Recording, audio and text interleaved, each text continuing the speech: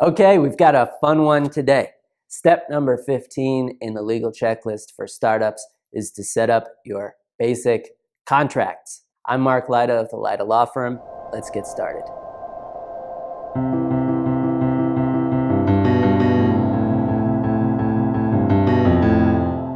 First off, what is a contract? A contract is just an exchange of promises between two people, two parties. When you're thinking about, do I need a contract for any given situation? Think about it like, am I exchanging promises with someone? Am I relying on that promise, or are they relying on my promise? If so, you probably need a contract. Now, why is a contract important? A contract is important because miscommunication happens so easily between people in human affairs. In most states, an oral contract is binding. However, anytime you're exchanging promises with another party in your business, it is prudent to get it in writing. That way, you limit the amount of miscommunication that can occur. The other thing is that in addition to miscommunication, people sometimes break promises. Contracts give you a way to enforce a broken promise. Human relations, and business relations specifically, rely on a certain amount of trust every single day. However, contracts help limit the leap of faith that you need to take when you are relying on other parties. And they help protect you if that trust is misplaced. So what are the basic types of contract your business may need? Again, this can be industry specific, so make sure to do your homework and consult a licensed professional in your state. But I'll go over a few common types of contracts that many different types of businesses need. Think back to the video on defining your who. If you are going into business with a partner, you need a contract with that partner. You need to make sure that you have thought through all of the various points of your agreement, all of the unspoken things that a handshake deal might not address. In the video on defining your who, we also talked about who is going to work for your business. Think about employee contracts or independent contractor contracts. We also talked in that earlier video about your vendors. A lot of times vendors will have a standard contract that they will present to you, or sometimes you may present the contract to the vendor. Vendors are one group with whom you will exchange promises. So it is likely prudent that you will need contracts in those situations. Also, your customers.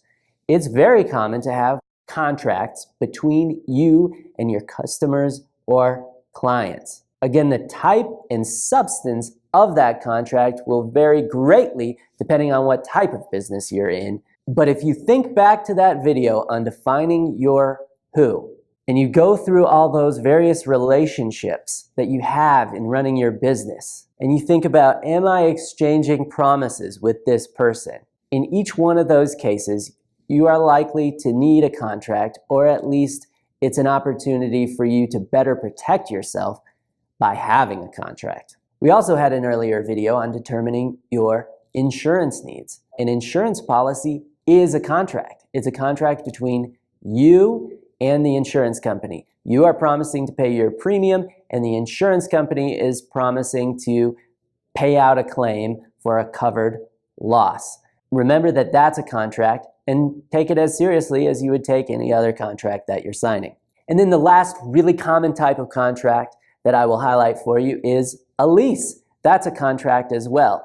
Or if you're buying real estate, certainly there are contracts involved with owning real estate as well. But a lease is a very common type of business owner contract.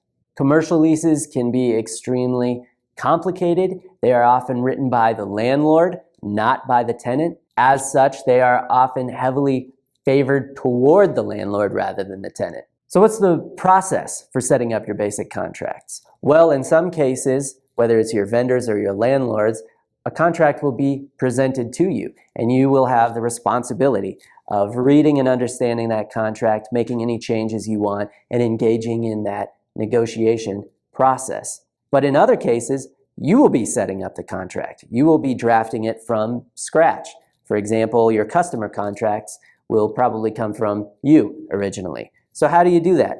Well, there are some resources online like LegalZoom and Rocket Lawyer where you can download basic boilerplate standard language type contracts. That is, of course, the cheapest way to do it without having to handwrite it yourself from scratch, which I don't recommend. But the problem with some of those online legal resources is that they are not specific to your situation. Another way to set up your basic contracts is to go to an attorney to have the attorney write the contract for you.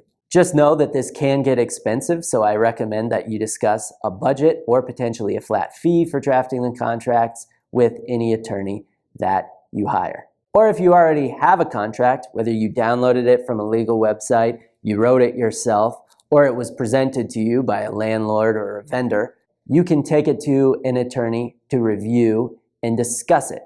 And that attorney can help you make sure that you understand it. That brings me to my last point about contracts. Even if you have a lawyer write your contracts or review your contracts and discuss it with you, it's still your responsibility to read and understand what's in the contract. The lawyer can highlight legal issues for you, but a contract is ultimately a business judgment, a business decision. You are the one exchanging promises in the contract, so you need to know what's in there, and you need to make sure that you are okay with all of the promises that are exchanged in that contract. That is step number 15 in the legal checklist for startups, setting up your basic business contracts. Next up, we'll talk about the final step, number 16, keep it simple. Thanks for watching, and please remember to click like and subscribe to help keep legal education accessible for small business owners.